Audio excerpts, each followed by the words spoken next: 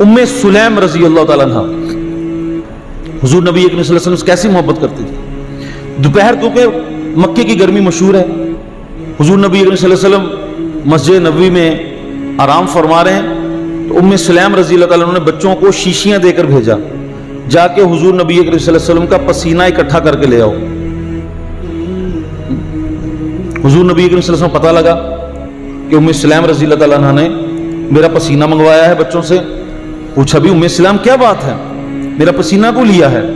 عرض کی یا رسول اللہ صلی اللہ علیہ وسلم آپ کا پسینہ مبارک جس خوشبو میں ڈال دیتے ہیں اس کی خوشبو میں اضافہ ہو جاتا ہے,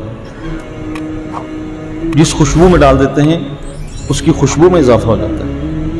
ایک صحابیہ کو حضور نبی کریم صلی اللہ علیہ وسلم کا منہ مبارک مل گیا, بال مبارک, اس کو پانی میں ڈال کر رکھ دیا. عرض کرتی ہیں, فرماتی ہیں کہ میں وہ پانی جس بیمار کو پلا دیتی تھی وہ شفا یاب ہو جاتا تھا, جس بیمار کو پلا دیتی تھی وہ شفا یاب ہو جاتا تھا. تو صحابہ کرام حضور نبی کریم صلی اللہ علیہ وسلم سے بڑی محبت. بعض صحابہ نے قسمیں کھائی ہوئی تھی جب تک صبح حضور نبی کریم صلی اللہ علیہ وسلم کے چہرہ انور کو نہیں دیکھ لیں گے نہ کچھ نہیں کھائیں گے. ایک بوڑھے صحابی حضور نبی کریم صلی اللہ علیہ وسلم کی آگے صحبت میں بیٹھ جاتے اور آپ کو دیکھتے رہتے محبت کی نگاہ سے دیکھتے رہتے. حضور نبی کریم صلی اللہ علیہ وسلم پوچھا بھی کیا بات, تم بڑا غور سے مجھے دیکھتے ہو؟ عرض کی یا رسول اللہ صلی اللہ علیہ وسلم جب گھر میں جاتے ہیں تو بے قرار ہو جاتے ہیں, جب گھر میں جاتے ہیں تو بے قرار ہو جاتے ہیں. آپ کی مجلس میں آ کر آپ کے چہرہ انور کو دیکھتے ہیں تو دل کو قرار مل جاتا ہے. کیسے عظیم لوگ تھے, کیسی عظیم ہستیاں تھیں, کیسا انہوں نے حضور نبی کریم صلی اللہ علیہ وسلم سے عشق کیا. ایک جنگ کے موقع پر, غالباً جنگ یرموک ہے, جنگ تبوک ہے, اس موقع پر حضور نبی کریم نے جب صحابہ کرام کو اکٹھا کیا تو ایک عورت اپنا بچہ لے کر آ گئی, چھوٹا شیر خوار بچہ, کہ یا رسول اللہ میرے بچے کو قبول فرما لیں. حضور نبی کریم صلی اللہ علیہ وسلم نے فرمایا کہ اس بچے کا کیا کریں گے؟ عرض کی یا رسول اللہ صلی اللہ علیہ وسلم آپ کے جس صحابی کے پاس دشمن کے وار سے بچنے کے لیے ڈھال نہ ہو, میرا بچہ اس کے لیے ڈھال بنے گا. اندازہ لگائیں آپ, بچہ لے کر آ گیا کہ میرا بچہ اس کے لیے ڈھال بنے گا. یہ ہے عشق رسول, اس کو کہتے ہیں عاشق رسول.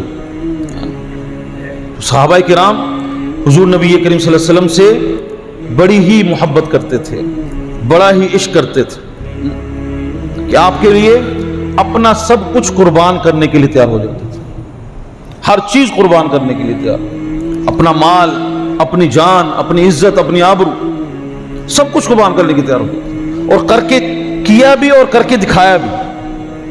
تو ہمارے لیے مشعل راہ وہ صحابہ کرام ہیں, ہمارے لیے مشعل راہ کیا ہے؟ وہ صحابہ کرام ہیں. اس لیے حضور نبی کریم صلی اللہ علیہ وسلم نے ارشاد فرمایا علیکم بسنتی وسنت الخلفاء الراشدین المہدیین, کہ میری سنت کو لازم پکڑو اور میرے صحابہ کی سنت کو لازم پکڑو. ایک جنگ کے موقع پر ایک صحابی شدید زخمی ہو گیا, یہاں تک کہ قریب الشہادت تھے. تو ایک صحابی نے پوچھا بھی کیسی طبیعت ہے؟ کہتے بس تم مجھے ایک مرتبہ حضور نبی کریم صلی اللہ علیہ وسلم کی زیارت کروا. وہ اٹھا کر فوراً حضور نبی کریم صلی اللہ علیہ وسلم کے پاس لے آئے. تو صحابی حضور نبی کریم صلی اللہ علیہ وسلم بڑے, آپ کے قدموں پہ اپنا سر رکھا, وہیں جان آفری کے سپرد کر, نکل جائے دم تیرے قدموں کے نیچے, یہی دل کی تمنا, یہی آرزو ہے. تیری معراج کہ تو لوح و قلم تک پہنچا, میری معراج کہ میں تیرے قدم تک پہنچا. صحابہ کرام ایسا عشق کرتے تھے حضور نبی کریم صلی اللہ علیہ وسلم سے.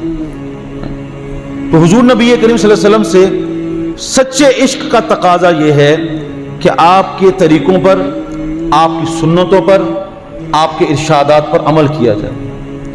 آپ کی سیرت ہمیں پسند ہو, آپ کی صورت ہمیں پسند ہو. اور جب کسی کی سیرت اور صورت پسند آ جاتی ہے نا جی, آدمی اس سیرت اور صورت کو اپنانے کی کوشش کرتا ہے, اس کو اپنانے کی کوشش کرتا ہے. ایک واقعہ سنا کر بات ختم کرتا ہوں. کہ فرعون نے جب جادوگروں کو بلایا نا جی حضرت موسیٰ کے مقابلے میں، تو پہلے موسیٰ علیہ السلام سے کہا گیا کہ تم جادوگروں جیسے کپڑے پہن لو، تو انہوں نے کہا نہیں میں نہیں پہنوں گا ان جیسے کپڑے، میں اسی لباس میں آؤں گا۔ اب ان کے ہاں اصول تھا کہ لباس ایک جیسا ہو جب مقابلہ ہو، تو جادوگروں کو مجبوراً موسیٰ علیہ السلام جیسا لباس پہننا تھا۔ اب یہ مجبوراً انہوں نے پہنا تھا، مجبوراً، وہ شوق سے نہیں پہنا تھا، مجبوراً انہوں نے موسیٰ علیہ السلام جیسا لباس پہنا۔ اللہ تعالیٰ نے ایمان عطا فرما دیا۔ اللہ تعالیٰ نے کیا عطا فرمایا؟ ایمان۔ ایمان بھی کیسا کہ تم ہمیں سولی چڑھا دو، ہمارے میخیں گاڑ دو، ہمارے جسم کے ٹکڑے کر دو، ہماری کھال اتار دو، لیکن اب ایمان سے نہیں ایمان سے پیچھے نہیں ہٹیں گے۔ تو جو حضور نبی کریم صلی اللہ علیہ وسلم جیسی شکل اور صورت بنائے گا میرے بھائیو، اللہ تعالیٰ اسے بھی ایمان کے کامل درجات عطا فرمائیں گے،